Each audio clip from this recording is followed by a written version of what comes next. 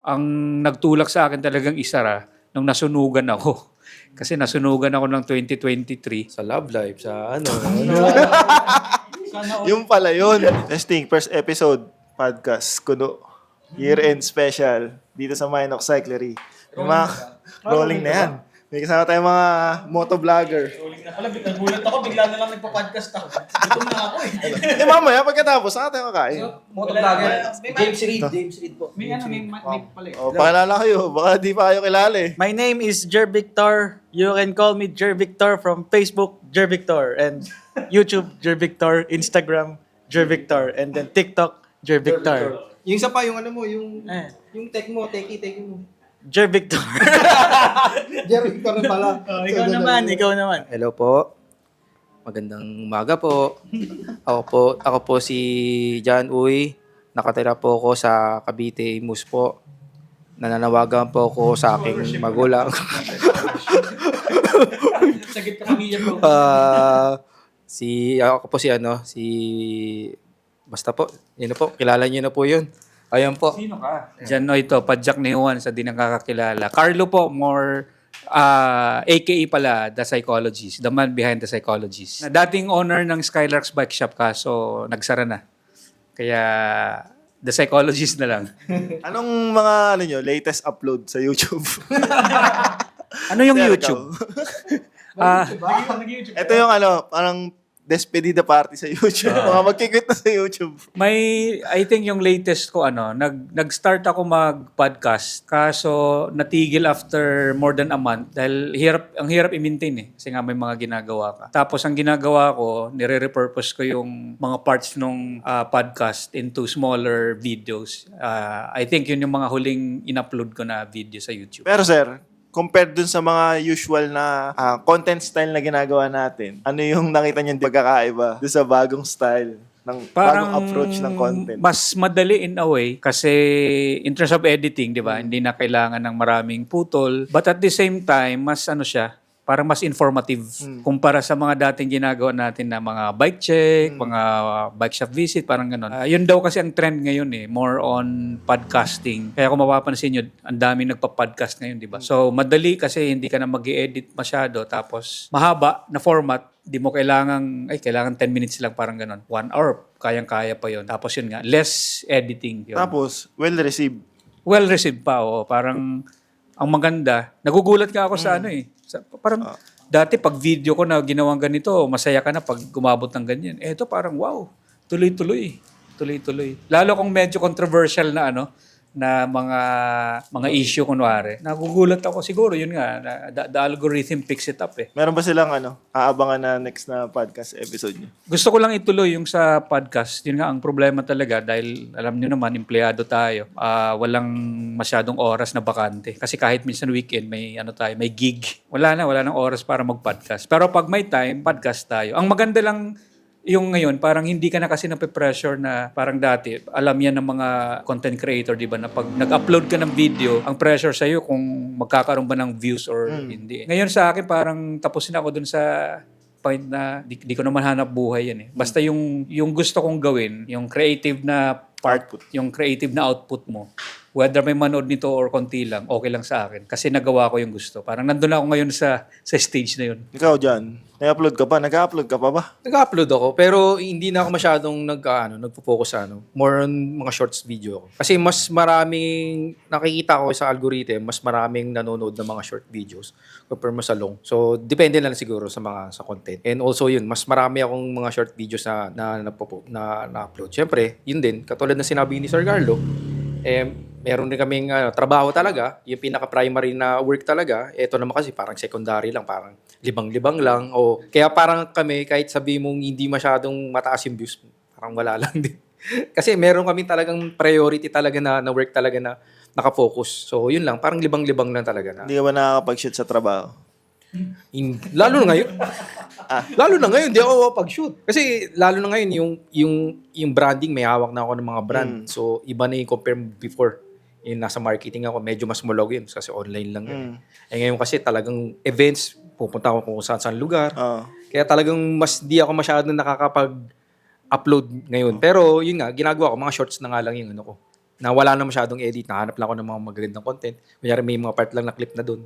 Ako nilalagay. So may mga views naman. Pero 'di ba sabi mo, may hawak ka na brand. Bakit hindi mo i-leverage yung ano mo, yung reach mo ngayon? Na 'di ba na-establish ka na Padjak ni Juan, na madami ring mga followers. But hindi mo ginagamit. Ginagamit mo ba? Ginagamit ko siya. Pero yun nga, dahil di ka nga masyado maka-focus masyado dahil sa daming trabaho. Yun, hindi ko masyadong siyempre, nagdudun sa love life, sa Yung pala yun. Hindi, siyempre, may tayo, meron mga priorities tayo, di ba, love life? Ha? Bumanda, no? Bumanda, di ba? Sabi ka, no?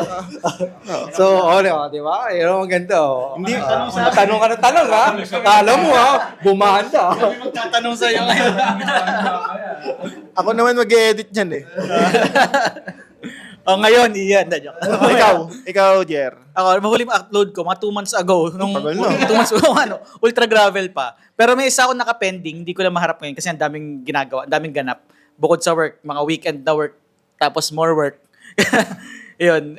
Pero sinusundot-sundot ko. Hindi ko pa rin bibitawan YouTube. Pero hindi na ganun ka-often, hindi na ganun kadalas. Kasi nga, mas may priority na hindi bitawan. Pero syempre, sayang din yung pinaghirapan natin ng mga ilang taon. Diba? So, yun. May post ko. Post pa rin from time to time, once a month or may once every 2 months. Tapos ano pa, yung short form, meron pa rin. Hindi natin bibitawan kasi lagi naman tayong online. Test ride. Umiinit? Hindi mo umiinit? Ex muna yung kapo. Pangatlo na to. Pang-apat na dynamite ko na to. No. Wala pa nga silang kinikita sa atin. No? Inubos na natin yung candy nila. Yung mga nagsara na mga ng mga shop. Ano ba nangyari? Okay. Si Sir Carlo pwedeng makasagot niya. Mas may inside siya. I think lately, di ba, marami tayong mga dating kilalang bike shops na nagsara na, mga dating. Ako mismo, di ba, may after 10 years yun, may kasabihan sila dati sa business na pag umabot ka doon ng 5 years, medyo safe na yan. Totoo naman. Pero feeling ko, yung sa akin, maraming factors Unang-una yung effect ng pandemic kasi buong industry talaga, hindi lang cycling so apektado nung pandemic. So natatandaan ko pa kahit around 2021 pa lang yun, nakikita ko ng pababa na yung yung industry. Pero tuloy lang. Pero yung ako personally, ang nagtulak sa akin talagang isara nung nasunugan ako.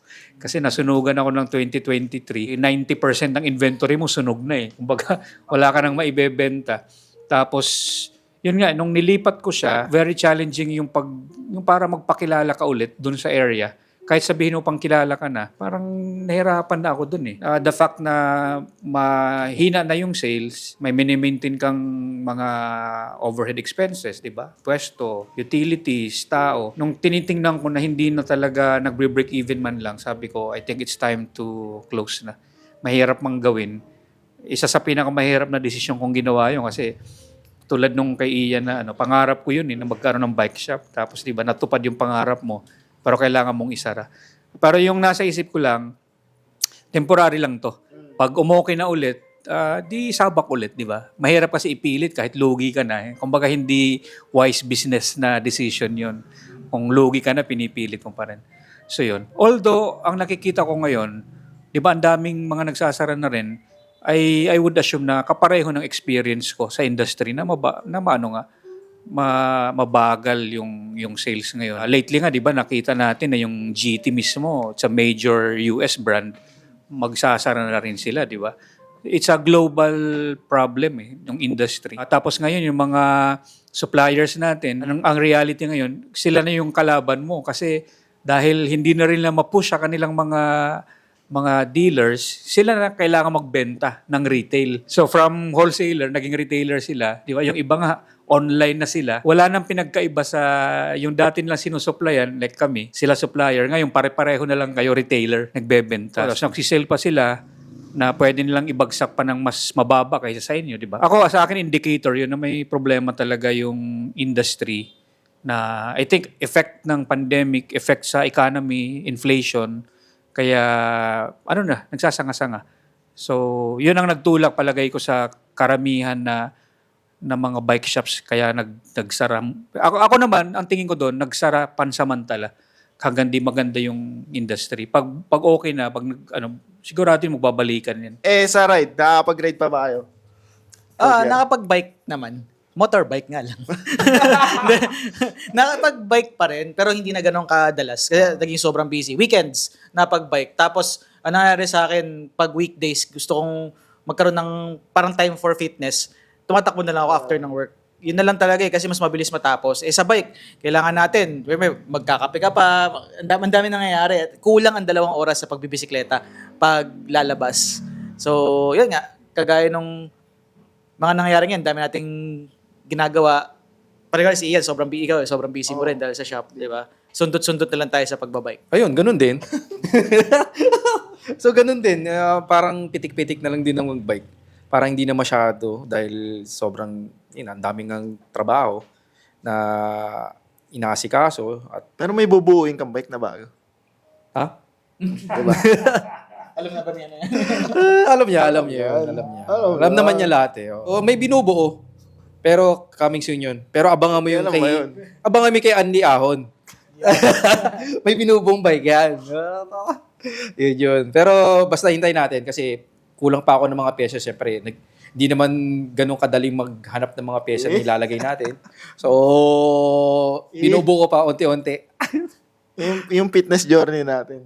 Ha? Ano fitness journey ba? Ano nagaganap? mamaya natin ita-share. Sir Carlo ngayon, nakakapag-bike. Bubuhat ka na rin ba? Ako nakakapag-bike din ng bihira. Malaking tulong na sa school dahil nga may cycling club akong inorganize. At least once a week nakakapag-bike. Alam mo yung 30 minutes na ikot. Parang ako okay na ako doon. Kasi nga tulad ng sabi ni Jer, pag yung dati kong parang fitness na sport or activity na ginagawa ay cycling lang. Ngayon kasi nag-pickleball. So yung instead na mag-ride ako ng 2 oras, yung pickleball ko na 2 oras, sulit na ako dun.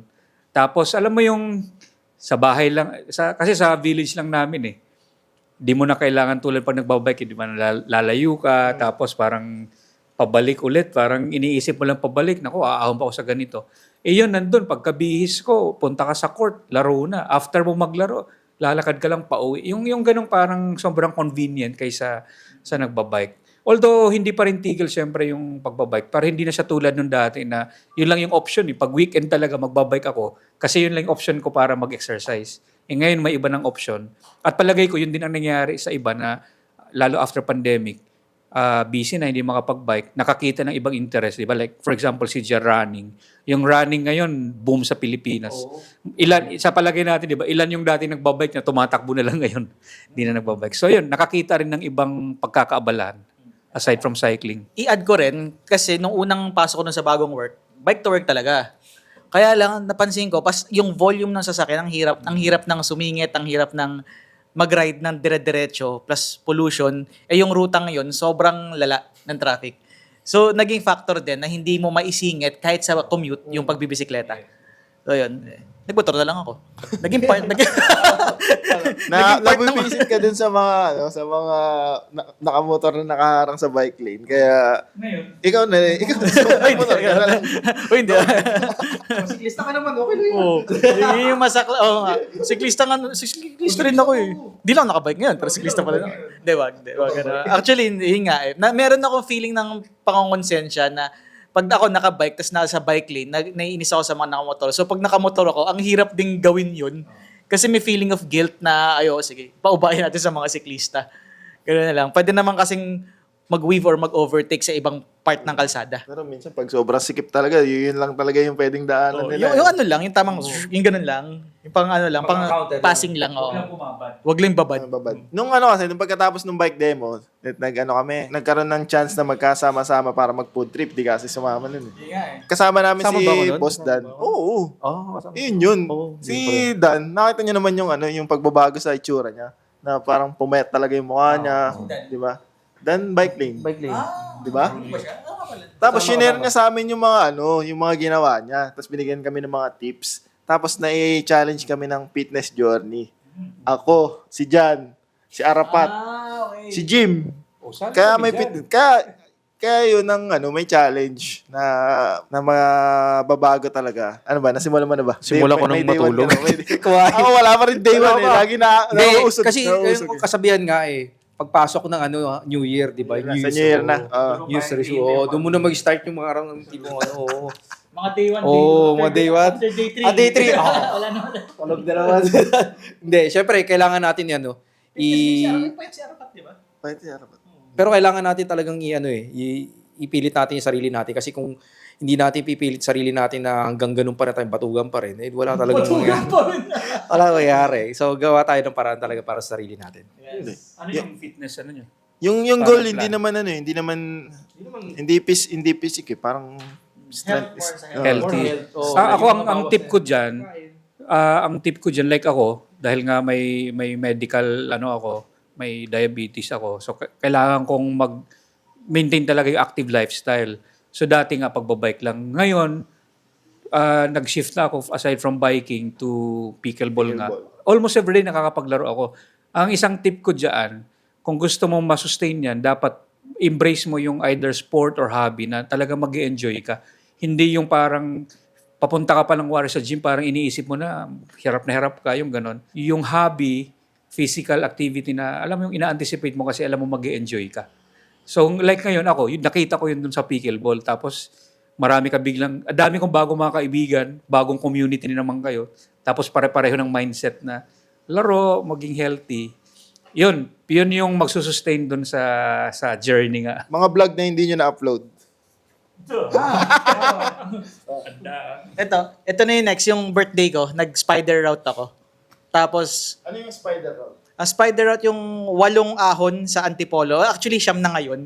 Pero nung ginawa ko siya, 8 pa lang. Ano nga ba yun? Yung mga ahon na yun ay Tikling, Mahabang Parang, Daang Pare, Teresa, tapos Antipolo Hills, Sumulong, tapos may 2 pa, Olalia. Pero hindi ako Olalia, yung kabila eh. Ngayon, may dagdag na yung Olalia. At saka yung may isa pa, basta may isa pa eh, yung hindi ko kilalang street. Yun. Cabrera. Ayun nga pala, Cabrera. Yun, yung hilltop. Yun yung 8 ahon ng Antipolo, na 9 na ngayon. Tapos, who hurt you, bro? Tapos pag ako, nakita kami ni Nico sa Ahon Coffee. Hindi ako makasalita pa ng maayos eh. Pero last stretch na lang yung Sumulong, bababa para umakyat. So yun yung next ko. Ang hirap i-upload kasi ang daming akyat.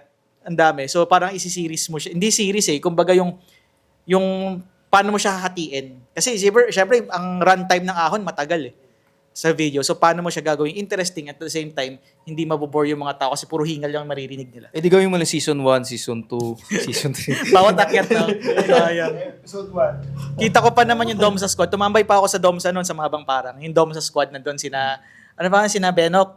Yun, nag-breakfast pa kami, konti, kwento-kwentuhan. Ang ganda ng episode na yun. Pero hopefully ma-upload kagad. Kagad meaning 2 months na. Wala pa rin. Ako, marami na rin eh. Yung sa pandemic, ang putik rin. Parang ilan na yung pandemic pa yan. So, pandemic pa kami mga videos nito eh. Malamang itong dalawa, hindi pa rin napopost yung iba eh. So, overall, ang dami na rin eh. Alam mo, nangyayari, natatambakan ka. Parang tipong, paano naman ito may sisingit? Kaya yung mga memory mo, hindi mo naman mabura. Lagi nagdudo na, panibagong ka na, sapal ka na naman, parang tatanggalin mo na naman kasi 2 yung binablog na ginagawa ko, may moto ko, tapos sa cycling. So nangyayari, nagbubura ako sa moto kasi mas nagiging priority ko si cycling. Pero sabi ko, sayang naman yung video ng moto. So ang hirap din talaga, as in natatambakan. Kaya pinakamaganda talaga yung katulad ng ginagawa ni Nards. Natatapos agad yung on the spot. Same Galing day- talaga same day sipag edit. nun eh. Oo, ang bilis. Nagdudun agad pagkatapos. Yun na, edit agad. Kaya masipag talaga. Nung pandemic kasi mindset nun, wag mo munang i-upload. Kasi parang May restrictions. may restrictions at the same time parang mahirap mag-shoot ng mga panahon na yun, di ba? Kaya maganda may baon natambakan na. Ako marami rin pa ako pero may mga more on parang product review na ang usapan naman ay pagbakante ka. Unfortunately, 3 taon na hindi pa ako nababakante. Kaya nandun lang. Pero eventually siguro pag may time ilalabas ko yun. Pero no pressure naman. Pero meron akong 2 video na gustong-gusto ko talagang i-upload. Hindi dahil para mapanood. Okay lang kung may manonood. Pero gusto ko kasing parang archive yun ng mga trip natin. Yung isa yung sa Talim Island natin. 'Di ba? Na feeling ko may storyline na akong gustong gawin na nasa utak ko. Di ko alam kung paano ko siya gagawin. Pero nandun kompleto yung videos lahat. Eventually sana itong bakasyon, di ko alam. Basta gusto kong gawin yon.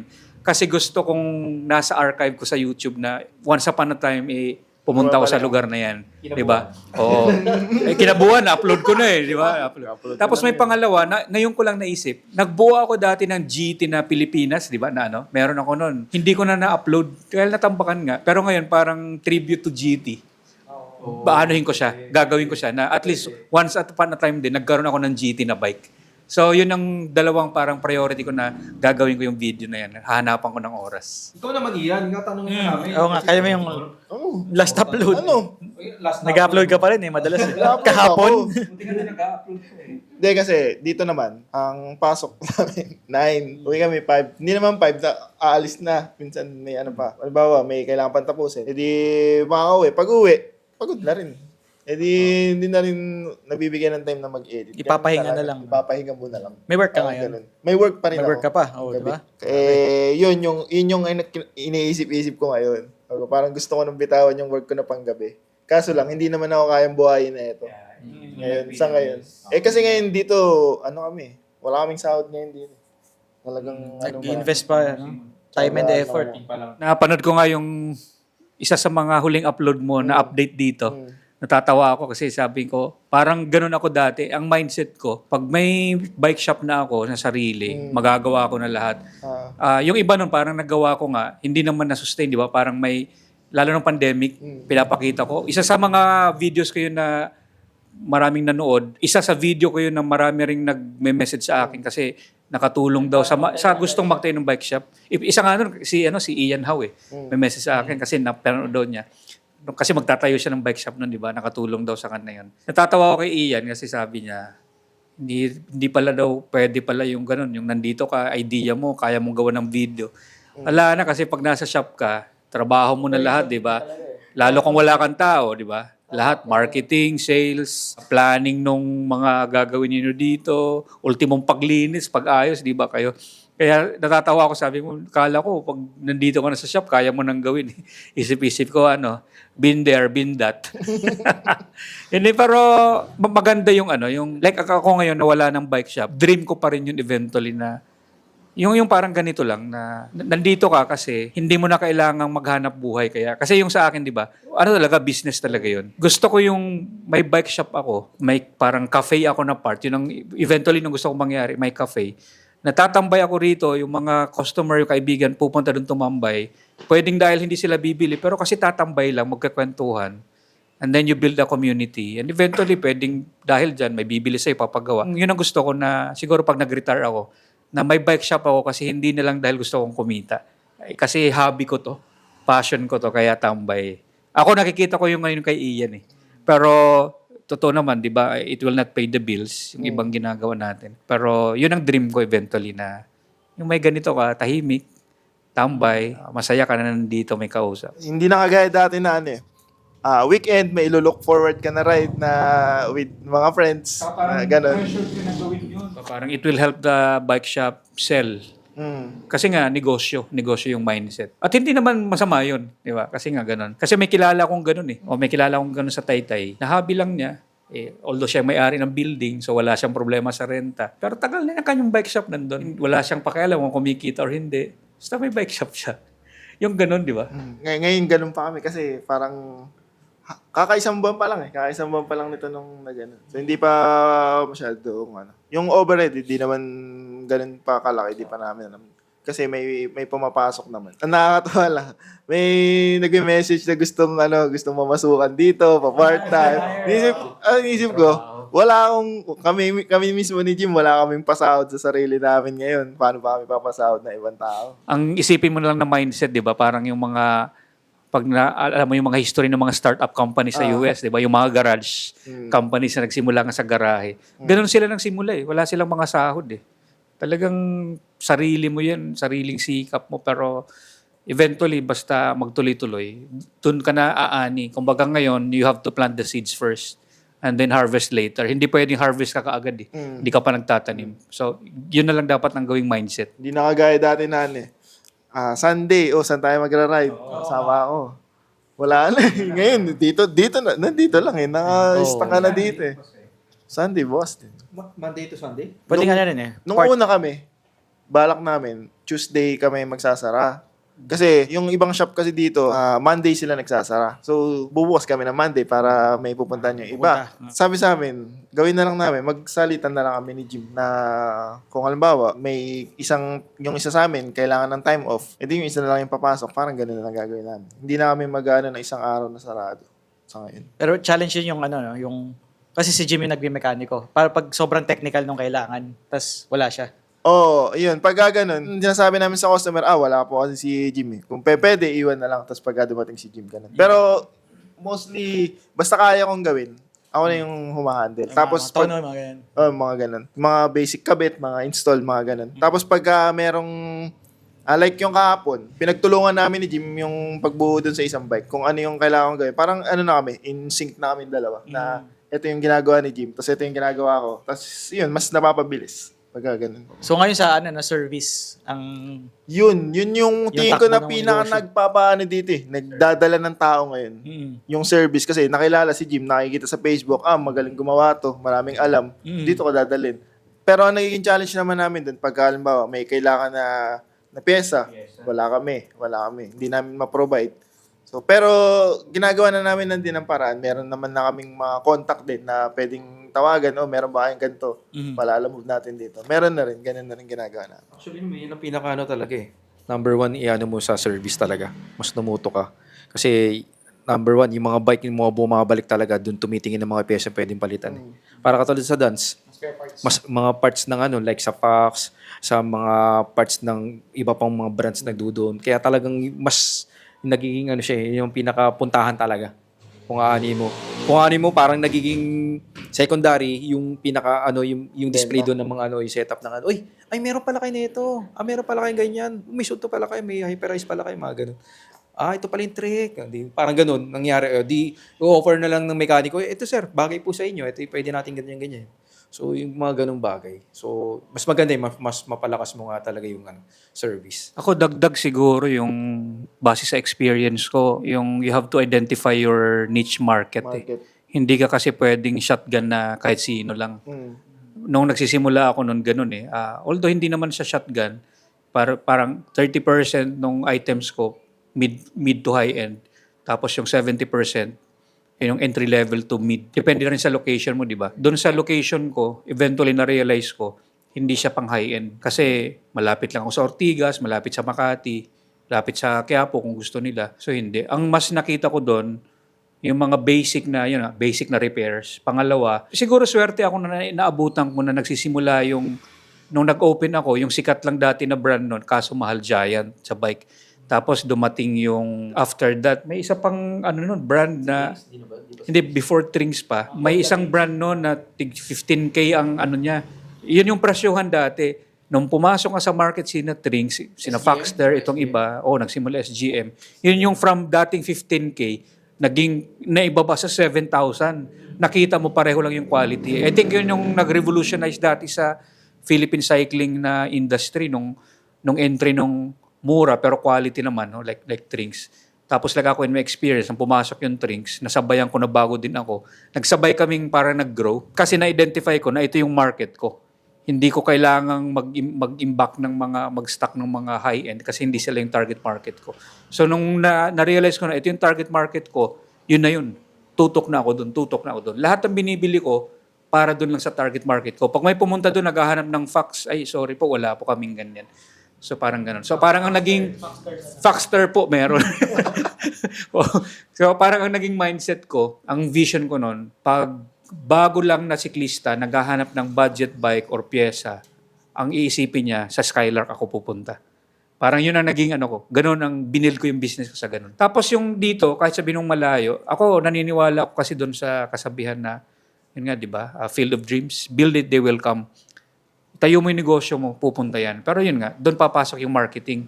At I think ako personally, sa tingin ko, yun ang isang advantage ni Ian kumpara kunwari sa akin nung nagtayo ako ng bike shop kasi hindi pa ako content creator nung nagtayo ako ng bike shop eh. Si Ian, dalawang Ian Howe, saka itong Ian, parang result na ng kanilang influence sa cycling industry. Nag-ano ka ng bike shop. Kaya kahit, kunwari, galing Pasig, pwedeng pumunta dito yan, di ba? Effect na yun ng influence mo eh. Yung sa akin, the other way around eh. Nagtayo ng bike shop, nang may bike shop na, saka lang naggawa naman ng vloggerist. Time ba yun? Si Ian, nakilala mo nun, di ba? Siya yung nag-shoot Oo. sa'yo that time. Hindi, ang nangyari nun, nung, Di ba? ito nakakatawa nun, di ko pa kilala si Ian. Nagbabantay ako sa shop. Ian Astria. Ito, Austria.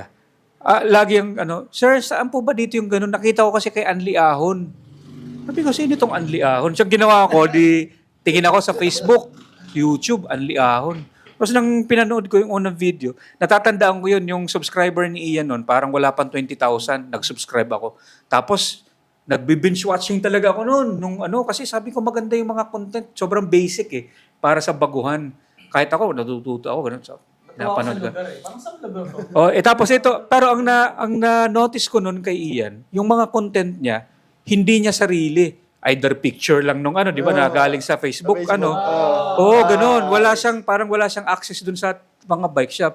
Ang ginawa ko, timing yun, mag-o-open ako ng isa kong shop sa Binangonan, yung ibang pangalan nun, yung Megabike, di ba? Sabi ko, ganitong gagawin ko. Kinonta ko si Ian. Ian, meron akong bubuksan na bike shop. Tulungan mo akong i-market siya kasi may influence ka naman, kilala ka na. In exchange, may access ka rito na pwede kang mag-vlog na hindi na lang picture yung mo, di ba? Kasi anytime pwede kang pumunta rito, pakilala ko sa mga tao. Doon nagsimula yun. Yun din ang ginawa ko kay yung taga-Angono dati na nag-vlog din. Yung nagmotor na ngayon, si Ivan, si TMTV. Ganon din ang ginawa ko, inoferan ko, Ivan, punta ka rito. Nagsimula si Ivan, pupunta siya sa shop, magvi-video siya. Big bike na yun Ngayon nagmomotor na siya. 4x4 yun ngayon. Oo. Nag-message sa akin yun. Sabi, 4x4 ba yung pick-up mo? Sabi, sama ka sa amin.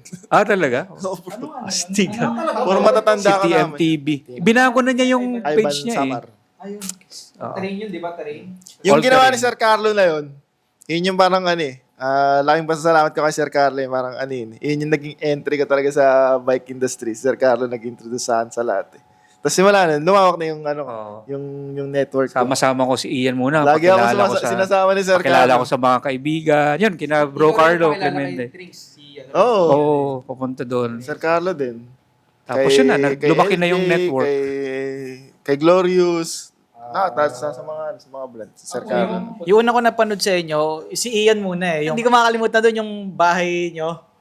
Kaya nung una pumunta ako ron, na-starstruck ako ron eh. Parang, uy, ito yun, tinapay ko sa YouTube. Tsaka yung background mo, yung Yero. Yung Yero, yun. Tapos napanood ko eventually yung kayong dalawa nung nagpa-event kayo sa Megabike Zone. Yung Batak kami, Batak. Batak kami, Batak. Di pa ba kayo sama nun? Hindi pa.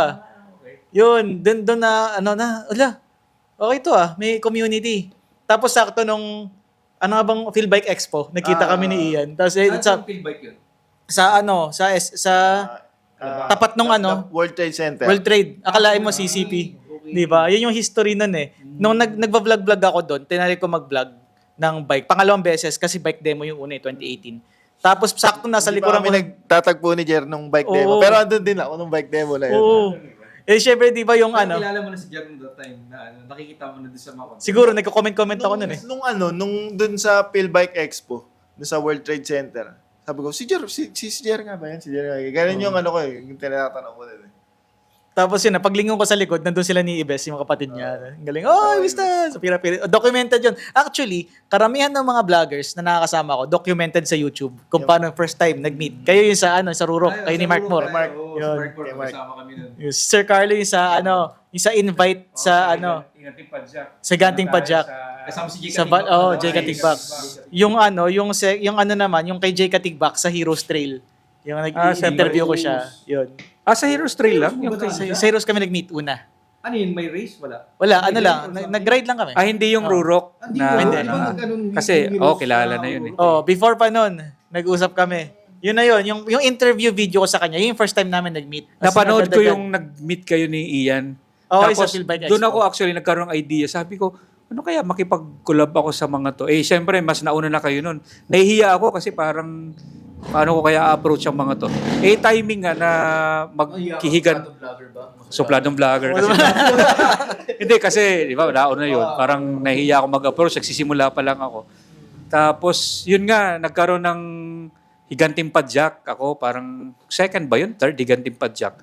Sabi ko, pwede kong tong gawing parang way para matulungan nila ako na i-promote yung event, di ba? Alam ko, manonood to si Kuya Arman eh. Si Kuya Arman, ang tawag niya, the first ever, daw yun, parang collab ng mga Filipino cycling content creator. Na in a way, true, no? Kasi feeling ko, before that, wala naman yung dalawa lang. Yun yung 4 kami, nagbike kami papuntang Valley Golf, di ba? That was the first time na na-meet ko si Jay Katigbak. Actually, bago ko napanood si Ian, si Jay Katigbak, pinapanood ko na. Kasi yung mga content niya, di ba? Siya talaga yung Di ko makalimutan yung kwento niya yung kinakagat niya yung camera, di ba? Tapos sabi kasi, nagbabalak ako mag-vlog doon. Sabi ko, paano kaya nood ako? Una ko nakita, Jay Katigbak, di sinundan ko, paano niya ginagawa to? So, kinakwento niya, di ba? Kinakagat niya yung camera, gano'n. Sabi, gano'n pala yun. Kaya actually parang starstruck din ako nung nakita ko Jay Katigbak yan, parang gano'n. Tapos wala na, tuloy-tuloy na. I think naging okay naman. Kasi nagkatulungan. Nakita ko rin si Sir Jay, hindi pa ako nun nagbablog. Sa tawag din sa Angono, yung may tunnel, Petroglyphs. Talaga? Doon kami nagkakita, bago pa lang din ako. Tapos, doon niya ako tinuruan. Sinare niya sa akin kung paano yung mga diskarte, yung isang kamay, yung mga ganon. Sinare niya sa akin doon. Tapos, yun, eventually, nag-set na kami na mag-ride, magkasama. Ganon. Kasi Sir Jay, baliwala naman sa kanya, kahit gaano kalayo siya pumunta, edi pupunta siya. Manila sa kanya. Parang ang joke nga, di ba, pag masyadong malapit, di niya mapuntahan. Masyadong malapit eh. Napalig yun kay Jay Katigbak, yung nag-meet kayo. Yung paglabas niya ng Petroglyphs, nandun yung grupo nyo. Tapos napalig ko rin yung version mo naman. Ang galing. Si Jay, pag malapit, sasakay siya ng sasakyan. Pag malayo, magbabike siya. Nasaan ba yung Sir Jay ngayon? Hindi ko alam eh. Cebu. Cebu. Kailan kaya natin makukompleto? Oo nga, Oo nga, kasi last year, di ba yung natin, yung year-end natin, wala si Jer nun eh. Lagi may kulang eh. Lagi may kulang Hindi eh. tayo nakompleto nun eh. Ano ba? Sama tayo. So ano tayo nun? Di ba sa East Ridge nun? Hindi, 2-3 years ago na yata. Yung Yung umahon tayo. Pero tatlo pa rin tayo. may nun eh. nabasag na itlog. Oo. Kape hingahan. Oo, kapingan. Tagal na ba yun? Sumunod nun. 3 years na yun. 3 years na ba yun? Grabe. Hindi na wala update. Yan tabebs. Hindi na. Wala na yung Wala na. Baka dun sa yung sa bahay niyo na lang, yung nag-open ng box. Yun lang. O yung may pasalubong. Kay pasalubong ni Sir Arman. Kuya Arman. Oo. Yun na yung mga last eh. Oo. Na nag-open tayo ng box. Oo nga, no. Pasko ba yun? Pasko. Yun, pinaka ni Sir Arman. Oo nga, no. Bilis ah. Pero buti nga apat na eh. Sana susunod. Marami Mas na. marami. Sina Nard, sina... At sana ma-invite din Jake. natin sina Bike Check. Saka dyan lang si Sina ano. Bike Check. Sina ano yung mga... Dyan lang si kasama din Master, natin, oh. di ba? Pag isang Lapit ikot eh. lang ng halahala. Medyo malayong malapit. Nandito na eh. 90K din. Malayo na yun. Layo rin pala. Musta na kaya si Master? Santa Cruz Laguna, At di saka ba? kahit sa comments laging siya yung hinahanap. Diba? Nasaan na kayo si Bike Check? Sa ano kasi, pagdating sa technical talaga, Oo, OG siya talaga pinaka-techie sa atin. Oo. Actually, Oo. nagtatanong. Matindi ka kalikot talaga eh. Isa siya sa tinatanungan ko lagi dati. Pag Pero ngayon, palagay ko, baka mas madali na tayong mag get together ulit. Ang problemahin nilang schedule siguro. Kasi dati parang pinoproblema natin yung distansya kasi magbabike tayo eh. Ngayon kasi may option na tayo kahit di naman pala magbike na. Di ba? Pwede pala magmotor. Pwede magmotor o pwede magdala ng sasakyan, di ba? Pero may at ganun least pala, pwede pala. makakapagkita-kita, di ba? So parang ganito, pwede naman palang ganito. Dapat matagal na natin ginagawa. Oo nga. Kasi dati parang gusto talaga nakabike eh. Ngayon may option na, di ba? Kahit halahala pa, okay lang. So next time, planuhin natin na mas kompleto. Saka sina Mark, si Master, Mark Moore. Mark Moore, Jay Katigbak, si Sino pa ba? Master talaga, bike check, tal ko na din nakikita. Kasi yung YouTube niya. Oh, nung nahack yung YouTube niya, di ba? Parang hindi na siya ginanahan. Nahack ba rin ba yung kanya? Oo, pati si Jay din. Di ba itong ano niya? Pero ito, may balita na naman siyang bago ah. Oo nga. Nakakulit?